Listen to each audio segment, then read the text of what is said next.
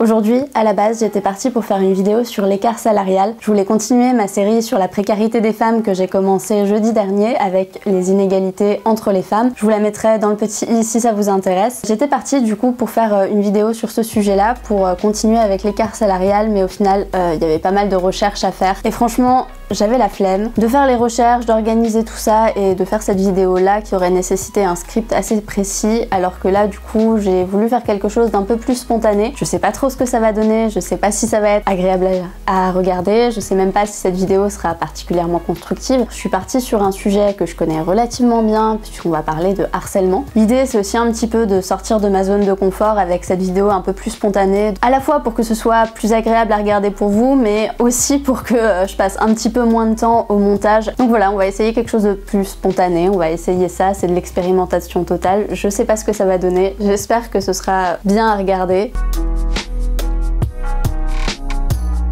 Pour faire cette vidéo, je me suis d'abord dit que le harcèlement c'était un sujet que je connaissais bien et évidemment il m'est tout de suite apparu, je pense comme toutes les femmes, si on vous dit harcèlement, ça vous évoque des choses. Bah moi ça m'a rappelé justement tout de suite une histoire sur le harcèlement qui a été marquante dans ma vie, et cette histoire en fait elle mêle le harcèlement de rue et le cyberharcèlement. Enfin elle les mêle pas réellement, mais je vous raconterai ça, ça me servira de transition au milieu de la vidéo. Les gens qui me suivent sur Twitter depuis pas mal longtemps doivent déjà la connaître puisque j'en ai déjà parlé à plusieurs reprises. Je me suis rendu compte qu'il y avait quand même énormément de similitudes en fait entre la place des femmes sur internet et la place des femmes dans l'espace public. Je vais vous partager la réflexion qui m'est venue en pensant à ma propre expérience du harcèlement. Pour commencer, je vais parler du harcèlement de rue, je vais vous expliquer une des problématiques du harcèlement de rue et une des problématiques qui fait que c'est difficile d'agir contre le harcèlement de rue, puisqu'en fait c'est un harcèlement qui est dilué, qui n'est pas l'œuvre d'une seule personne ou d'un seul même groupe de personnes identifiées. C'est un petit peu compliqué, mais c'est ce qu'on va voir dans une première partie. Pour ça, je vais me baser sur un ancien thread Twitter que j'avais fait sur mon ancien compte, donc avant que je me fasse ban, donc ça date vraiment. C'est à ce moment-là du coup que je vous parlerai de cette expérience-là que je viens de vous évoquer, puisque en plus c'est arrivé vraiment quelques semaines avant que je me fasse bannir de Twitter. Et puis ensuite, on parlera d'internet, on parlera de la place qu'occupent les femmes sur internet, avec quelques éléments pour montrer à quel point les hommes ont finalement le monopole de l'espace sur internet et dans la rue. Et voilà, avec évidemment toujours en fil rouge de cette vidéo le harcèlement qui va nous servir d'exemple pour montrer certaines choses. Voilà. Du coup j'ai pris mon téléphone avec moi parce que j'ai des screens du coup de mon ancien thread dont je vais me servir du coup pour cette première partie. Donc voilà, si je regarde un peu vers le bas, c'est parce que j'ai mon téléphone qui est là. Du coup c'est un thread qui date du 29 août 2019 que j'avais nommé .harcèlement de rue. J'avais commencé ce thread en mettant une capture d'écran de ce qu'est le harcèlement selon Wikipédia. C'est cette explication du coup que je vais suivre aujourd'hui. Alors je vais vous lire cette définition de Wikipédia, je vais vous la mettre aussi sur l'écran. Le harcèlement est un enchaînement d'agissements hostiles répétés visant à affaiblir psychologiquement la personne qui en est la victime. Ce type de comportement peut être habituel et impliquer le statut social et physique. Il peut s'agir de harcèlement moral, comme des insultes ou des menaces, ou d'agressions physiques chez un ou plusieurs individus, parfois discriminés sous prétexte de leur couleur de peau, religion, genre, orientation sexuelle ou autres différences comme les capacités physiques ou mentales. Je me rappelle plus exactement les événements qui avaient provoqué que ce sujet soit comme ça à la bouche de tout le monde, mais il y avait cette idée que est-ce que si je vais voir une femme de manière polie, de cette manière-là, de manière aimable, et si je respecte le refus, est-ce que c'est quand même du harcèlement de rue? Avec ce thread, j'affirmais que oui.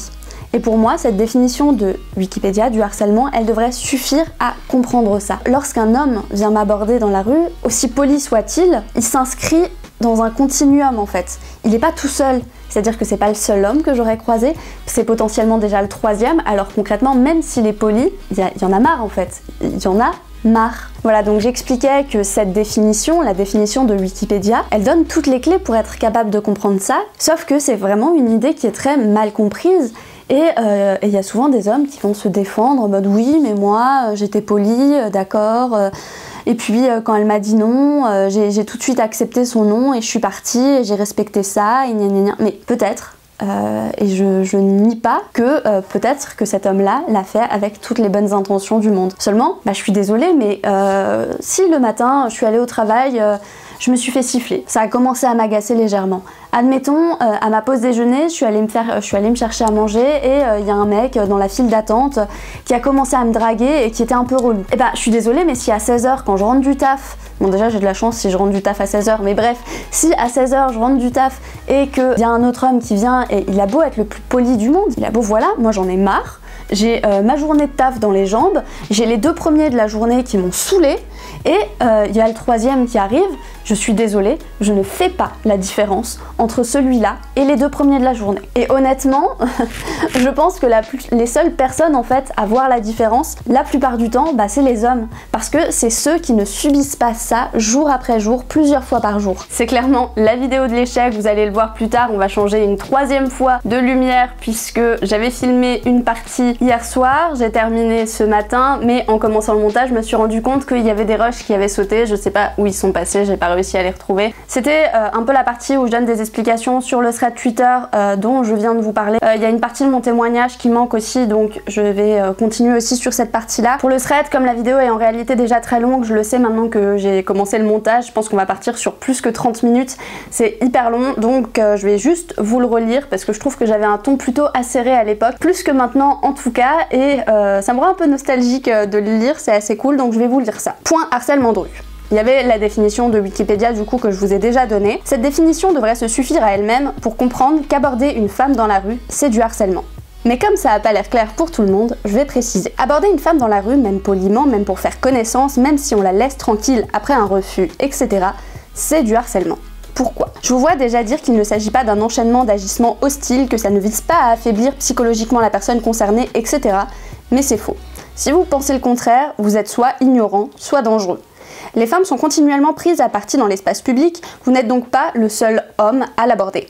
Votre interruption, et il s'agit bien d'une interruption qui perturbe son quotidien, s'inscrit dans un enchaînement. Il n'y a pas besoin d'être abordé toujours par la même personne pour que l'on puisse parler de répétition et donc de harcèlement. Pourquoi peut-on parler d'agissement hostile alors même que vous êtes potentiellement poli et que vous n'insistez pas nécessairement?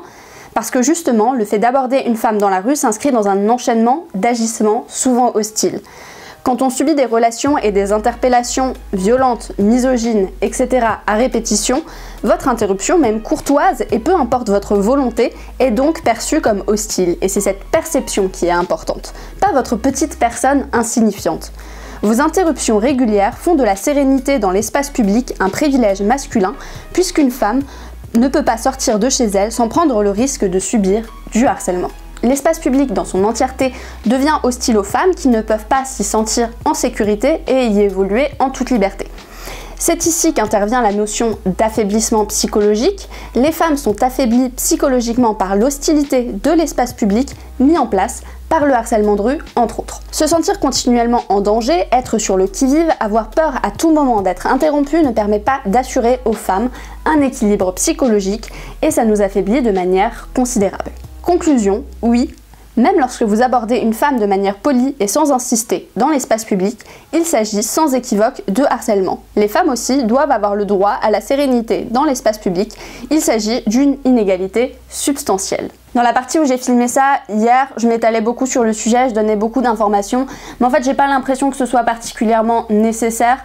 Je pense qu'à la limite, plutôt si vous avez des questions, s'il y a un truc qui est pas clair, dites-le dans les commentaires et moi ce sera peut-être l'occasion de refaire une vidéo un petit peu spontanée comme ça où je pourrais vous en reparler, où je pourrais y répondre, ou alors si c'est des questions relativement simples, je vous répondrai simplement dans les commentaires. Évidemment, comme d'habitude, je ne réponds pas aux insultes, je ne réponds pas à la provoque.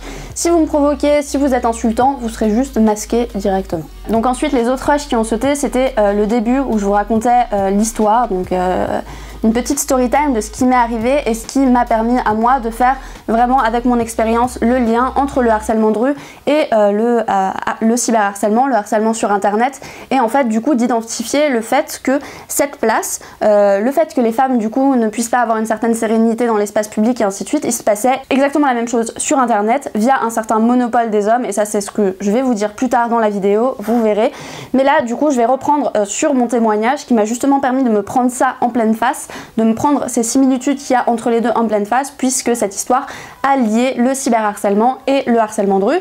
Donc le début de cette histoire, c'était que j'étais arrivée à Marseille depuis pas très longtemps et j'ai un appartement qui fait 17 mètres carrés, donc souvent ça m'arrive un petit peu, et surtout au début quand je venais d'emménager, de me sentir un petit peu claustrophobe et d'avoir envie de sortir. Donc très souvent en fait le soir je sortais marcher dans Marseille, et si vous connaissez la ville, vous savez que dans cette ville il n'y a pas de banc, il n'y a pratiquement pas de banc. À ce moment-là, j'étais pas loin de la gare Saint-Charles. À la gare Saint-Charles, il y a des bancs, et de nuit, la vue de la gare Saint-Charles est plutôt pas mal sur la ville. Donc je me suis dit que j'allais aller juste monter, fumer une cigarette, me poser 5 minutes et repartir. Je sais que c'est pas l'endroit le mieux famé de Marseille, que voilà, que c'est même plutôt un endroit à éviter quand on est une femme seule. Je le sais, je le savais déjà à ce moment-là. Mais quand même pas ma faute en fait si il y a des connards dans la rue, et c'est quand même pas à moi de me priver de faire des choses. Ce jour-là, je me suis juste dit, je vais fumer ma clope là-haut. Il y a une jolie vue, voilà, je me suis pas posé plus de questions que ça, et je ne devrais pas de toute façon avoir à me poser plus de questions que ça. Je suis montée là-haut, je me suis posée pour fumer ma cigarette, et il y a un homme d'un coup qui arrive,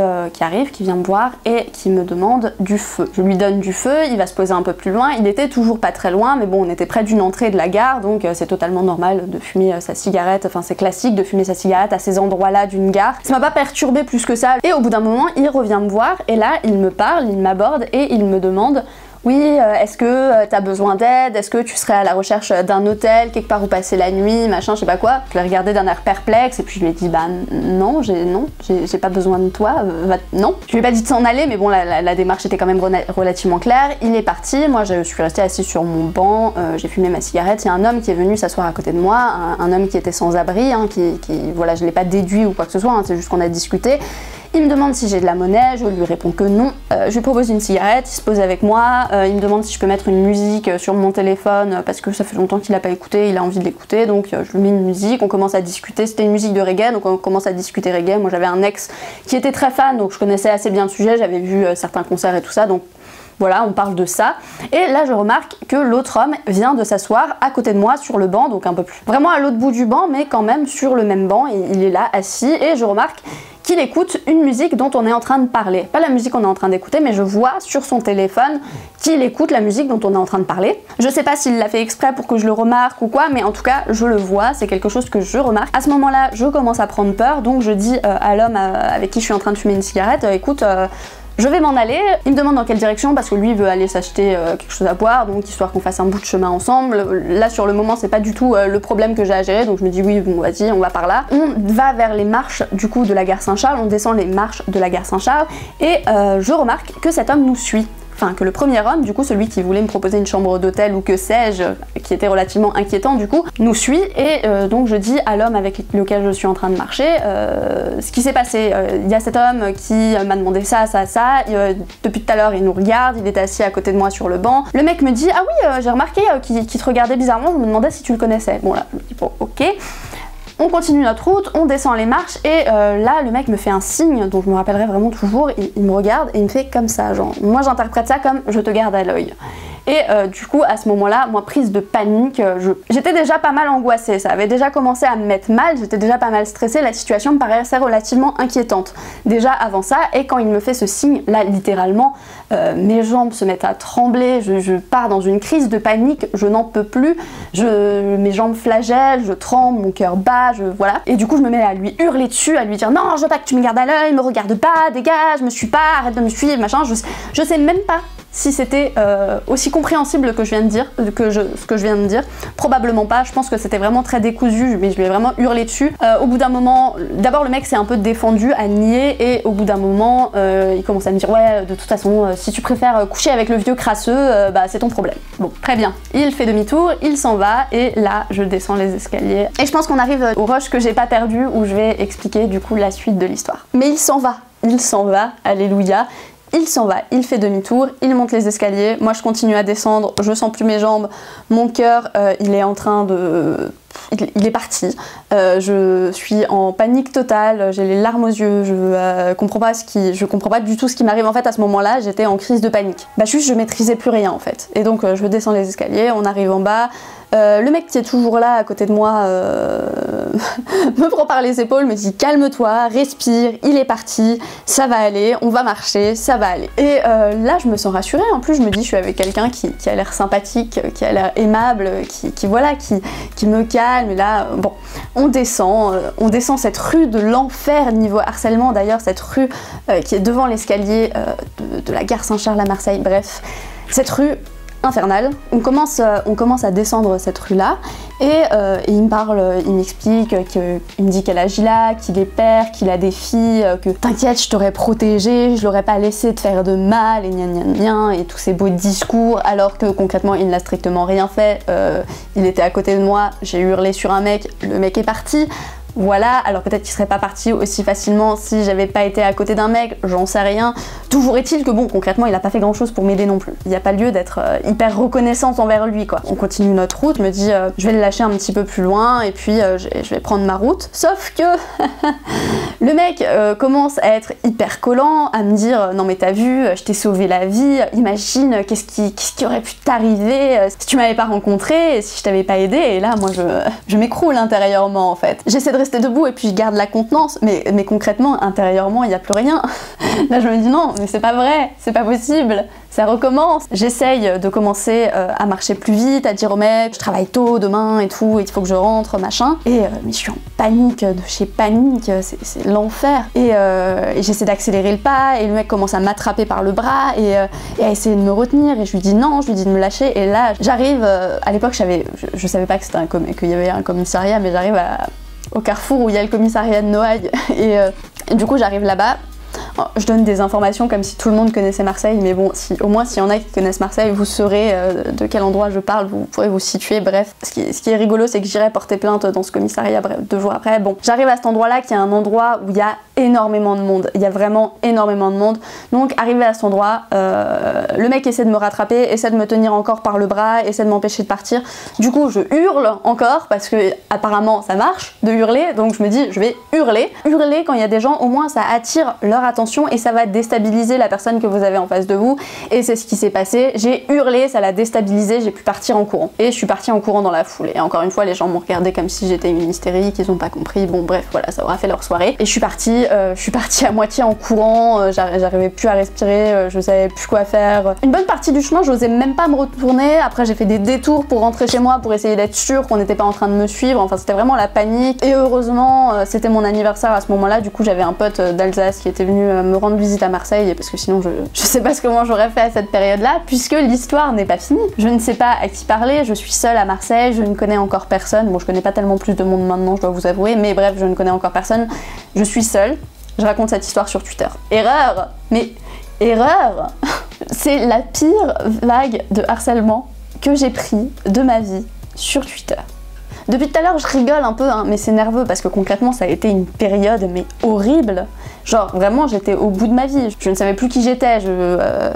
C'était terrible. Là commencent les citations, les commentaires en mode t'es une mytho, c'est pas vrai. Genre ce genre d'histoire, ça va arriver à une féministe. Comme par hasard, ça arrive à une féministe. Et ainsi de suite, t'avais qu'à pas aller là-bas, c'est un endroit mal famé, faut pas parler aux SDF, pourquoi tu parles aux hommes dans la rue, et tu l'as mérité, et puis moi si je t'avais eu sous la main, j'aurais fait bien pire. Il y en avait partout. J'en avais sur Instagram, j'en avais dans ma boîte mail pro, je ne sais même pas, j'en avais dans ma boîte mail pro, sur Twitter, dans mes DM, je recevais des insultes tous les jours, des centaines de messages d'insultes tous les jours. Ça a duré, je pense, franchement ça a été horrible, ça a duré peut-être 2-3 semaines, vraiment. Donc en fait, j'ai vraiment eu la liaison en fait entre le harcèlement de rue, la remise en doute de mon harcèlement de rue, et qui a mené à du harcèlement sur internet. J'étais au sol. Oui, voilà, il n'y a pas d'autre mot, j'étais au sol, j'étais au bout de ma vie. Mais je me suis dit, bon, t'as jamais eu confiance en la police, mais est-ce que t'as déjà essayé de porter plainte ? Et là je me suis dit non. Je me suis dit je vais porter plainte. Je vais au commissariat. Ça a été une des plus grosses blagues de ma vie.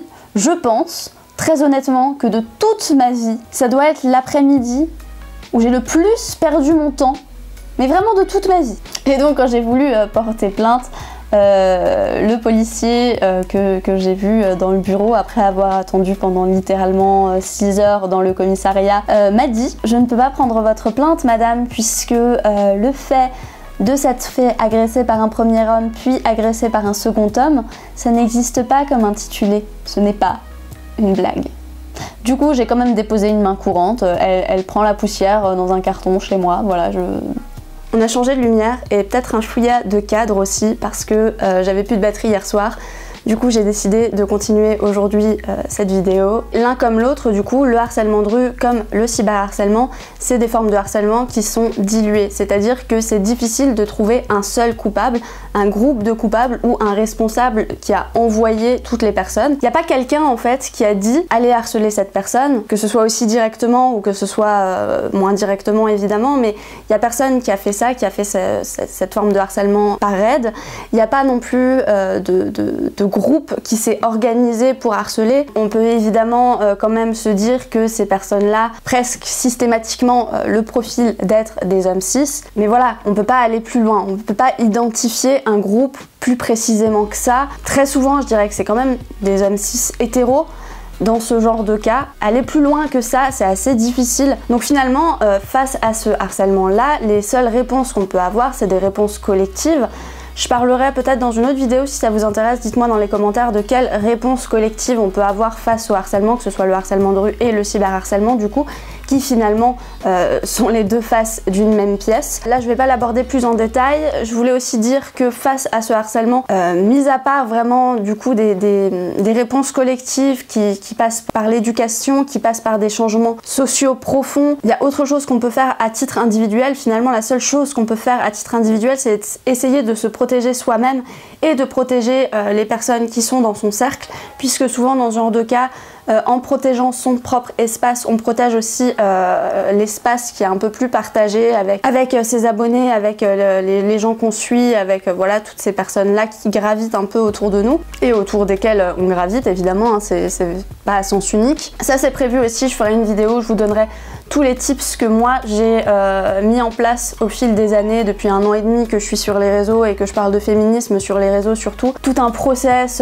plein de petites astuces qui ont changé aussi au cours du temps. J'ai essayé des choses, il y a des choses qui marchent, il y a des choses qui marchent pas, il y a des choses que j'expérimente encore et il y a des choses que je découvrirai à l'avenir. Mais je vous ferai une vidéo en fait pour vous résumer un petit peu tout ça, si jamais ça peut vous inspirer, si jamais peut-être que ça peut vous aider vous dans vos relations au réseau. Mais du coup pour finir cette vidéo, je vais juste encore vous donner quelques éléments pour bien comprendre à quel point l'espace public est monopolisé par les hommes et pourquoi en fait c'est si difficile pour une femme de se faire une place et pourquoi du coup les femmes sont tellement touchées par le harcèlement, parce que finalement le harcèlement ça fait partie de tout un ensemble de mécanismes qui font que les femmes ne sont pas les bienvenues dans l'espace public et ne se sentent pas à l'aise dans l'espace public, comme je le disais d'ailleurs dans le thread Twitter, où j'expliquais que justement les femmes ne sont pas aussi libres de leurs mouvements, ne sont pas aussi libres de leur attitude dans l'espace public que les hommes, elles n'ont pas les mêmes possibilités. Après évidemment il existe aussi des différences entre les hommes à ce niveau-là, clairement les hommes ne sont pas non plus égaux dans l'espace public, mais il y a une vraie différence marquée entre les hommes et les femmes par rapport à ça, qui est clairement liée au patriarcat. Et on va donc donner quelques éléments qui montrent que les hommes monopolisent l'espace dans l'espace public et sur internet, puisque finalement l'espace public est clairement à l'image d'internet. Les deux sont très liés et fonctionnent finalement de manière relativement similaire. C'est un petit peu le message de cette vidéo. On va en finir pour cette vidéo un peu sur le harcèlement, on y reviendra sûrement dans la conclusion. Mais je voulais partir sur un sujet un petit peu plus léger pour parler justement de ce monopole, et ce sujet, c'est le divertissement. Comment en fait le divertissement nous montre le monopole des hommes sur les espaces, que ce soit sur internet ou que ce soit dans l'espace public. Je sais évidemment que dans nos villes modernes, déjà les éléments de divertissement dans l'espace public, finalement il n'y en a pas tant que ça, hein, on va pas se mentir, il n'y en a pas tant que ça, mais ceux qui existent sont clairement tournés vers des activités dites masculines et de fait, avec les constructions sociales, avec tous les différents mécanismes patriarcaux qu'il y a dans notre société, étant donné que c'est des éléments de divertissement qui sont tournés vers des activités dites masculines, c'est évidemment des éléments de divertissement qui vont être monopolisés par les hommes. je pense que c'est quand même relativement évident comme mécanisme dans la société patriarcale, dans le patriarcat. Du coup, si je reprends vraiment dans l'enfance, les parcs pour enfants sont plutôt non mixtes. Évidemment, c'est des toboggans, des balançoires, des choses pour grimper, des cabanes, des choses comme ça. C'est relativement non mixte. Voilà, là, j'ai pas grand chose en fait à dire là-dessus. Mais c'est en fait quand on arrive à l'adolescence et finalement c'est quand on arrive à la période de la vie où le genre des enfants commence à avoir une réelle importance. Évidemment, on va bien faire attention à toujours marquer le genre des enfants avant l'adolescence, hein, c'est quelque chose dans nos sociétés qui est super important. Simplement à l'adolescence, cette fracture entre les genres, cette fracture entre les jeunes filles et les jeunes femmes et les jeunes hommes, va vraiment être plus marqué. C'est finalement là qu'avec la puberté, les corps deviennent vraiment plus marqués et quelque part ça se répercute aussi sur le social. Finalement les éléments de divertissement, plutôt pour les adolescents, qui vont vraiment montrer cette différence, c'est-à-dire que par exemple on trouve principalement comme élément de divertissement dans l'espace public pour les adolescents des skateparks, des stades de foot, des stades multisports, des stades de basket, des stades de hand. C'est principalement en fait ce genre d'éléments qui sont des activités dites masculines et qui sont donc monopolisées par les hommes. Alors évidemment ce n'est pas que des activités aimées par les hommes, ce n'est pas que des activités réalisées par des hommes, il y a plein de femmes qui font du foot, il y a plein de femmes qui font du basket, il y a plein de femmes qui font du skate. C'est pas la question, mais on est quand même loin d'une parité et au-delà d'une parité dans les personnes qui font ces activités-là, les femmes n'ont pas forcément non plus la même aisance à aller sur ces éléments de divertissement qui sont dans l'espace public. C'est très courant que des femmes qui font du skate, que des femmes qui font du patin, que des femmes qui font ce genre de sport n'osent pas forcément aller, en tout cas n'osent pas forcément aller seules dans un skatepark, ce qui sera pas forcément le cas d'un homme, qui sera beaucoup plus à l'aise avec ça. Enfin voilà, on a une certaine forme déjà de distribution de l'espace public par les activités, et les activités de divertissement qu'on voit dans l'espace public sont majoritairement des activités masculines, en tout cas dites masculines. Finalement on se rend juste compte qu'à l'adolescence, il y a une vraie fracture entre les espaces dédiés aux activités dites féminines et les espaces dédiés aux activités dites masculines dans l'espace public. Et on va passer à l'exemple d'internet, et pour l'exemple d'internet j'ai choisi d'utiliser Twitch. Je me suis dit que s'intéresser à Twitch pour parler du divertissement sur internet, quand on sait qu'une importante part du divertissement sur internet est dédiée aux jeux vidéo et qu'à la base, même si c'est pas forcément toujours vrai, Twitch était quand même une plateforme aussi vachement dédiée aux jeux vidéo. Ça me paraissait être la plateforme parfaite, l'élément parfait, mais concrètement, si on prend YouTube, on peut faire le même genre de conclusion. Si on prend d'autres espaces sur internet de divertissement, on peut faire exactement le même genre de conclusion. Je vous laisse aller vérifier par vous-même si ça vous intéresse, vous verrez. Voilà, donc évidemment, pareil que pour le foot, le skate, tout ça, le jeu vidéo n'est pas une activité foncièrement masculine, c'est juste une activité dite masculine et une activité où toute la représentation est faite sur les hommes. C'est-à-dire que dans l'imaginaire collectif, ça reste une activité plutôt masculine, même si dans les faits, évidemment, et moi la première, il y a plein de meufs qui jouent aux jeux vidéo, il y a plein de meufs qui s'intéressent aux jeux vidéo. D'ailleurs, par rapport à cet intérêt pour le jeu vidéo et pour le divertissement qu'il y a autour du jeu vidéo, sur la plateforme Twitch, il y a quand même 46% des spectateurs qui sont finalement des spectatrices. 46% des personnes qui regardent Twitch, qui utilisent Twitch, sont des femmes. Si on veut faire la comparaison avec l'espace public et qu'on prend l'exemple d'un stade de foot, par exemple, d'un stade de foot dans un village, je sais pas, on va dire que les spectatrices, si on compare par rapport à Twitch, on va dire que les spectatrices, c'est les filles qui aiment faire du foot, qui jouent un petit peu au foot, mais les vrais joueurs, c'est ceux qui sont sur le terrain, qui occupent le terrain tout le temps, qui sont là, et ça, pour moi, si on fait la comparaison avec Twitch, ça va être du coup les streamers. Les streamers et les streameuses qu'il y a sur Twitch, ça va être ces personnes-là, celles qui occupent réellement l'espace, et ça, eh ben, c'est majoritairement des hommes. Quand je dis majoritairement des hommes, c'est des hommes qui occupent majoritairement l'espace. J'ai pas regardé les chiffres des streamers et des streameuses, mais c'est pas ça qui est important. Ce qui est important, c'est la visibilité, en l'occurrence, pour parler de monopole. Et là, on remarque que dans le top 50 mondial, il y a 2 femmes. C'est-à-dire qu'on est loin de la parité qu'il y a plus ou moins entre les spectateurs et les spectatrices. Et du coup, j'ai voulu m'intéresser au cas français et aller regarder dans le top français si c'était un petit peu mieux que la moyenne mondiale ou un petit peu moins bien que le top mondial. Et en fait, dans le top 20 France de Twitch, il n'y a aucune femme. Voilà, c'est... Au moins c'est réglé, tu vois, c'est plus simple, c'est... voilà, aucune. Là où je voulais en venir, ce que je voulais dire par rapport à ça, c'est que les éléments de divertissement sont symptomatiques en fait du monopole qu'ont les hommes sur l'espace public. C'est-à-dire que les éléments de divertissement dans l'espace public sont principalement réservés aux hommes. Et je dis principalement simplement parce que je me dis que peut-être j'ai pas connaissance d'éléments de divertissement dans l'espace public qui sont tournés vers les femmes, mais comme ça j'en vois aucun en fait, hein. J'en vois aucun. Ce que je voulais vraiment montrer du coup dans cette vidéo, c'est que le harcèlement, comme le divertissement, sont des éléments qui nous permettent vraiment de comprendre que les hommes monopolisent l'espace sur internet et dans l'espace public, que les femmes n'y ont pas la même place, n'y ont pas les mêmes libertés et les mêmes droits, et pas parce qu'il y a des règles qui les en empêchent, mais parce que les hommes sont là pour bien veiller à ce que ça reste le cas, pour bien garder leur monopole. Et ça va passer notamment par le harcèlement. C'est-à-dire que les éléments de divertissement, ils nous montrent que les hommes, c'est bon, ils ont leur place, ils ont assis leur pouvoir dans l'espace public et dans l'espace d'internet, ils ont le monopole, ils sont bien. Mais le harcèlement, du coup, c'est un élément qui va leur permettre de garder ce monopole. Parce que s'ils laissent trop les femmes prendre leur liberté, prendre leur espace, ça risque de mettre en péril leur monopole. Et ça, c'est pas forcément des mécanismes qui sont totalement conscients, mais c'est simplement que c'est ce qui se passe. Finalement, les femmes sont mises à distance des espaces qui donnent de la visibilité, elles sont invisibilisées. Elles n'ont pas le droit de montrer qu'elles existent dans la rue, ni sur internet, qui sont finalement du coup des espaces qui sont très similaires. Et puis, bon, on va pas se mentir, si en plus tu te permets de parler sur internet ou dans la rue de ta condition de femme, ils aiment encore moins en général. Je vais m'arrêter là, cette vidéo était probablement très longue, c'était sûrement aussi très brouillon, c'était très spontané, j'ai fait ça un petit peu en freestyle, je me suis dit que j'allais tenter un truc.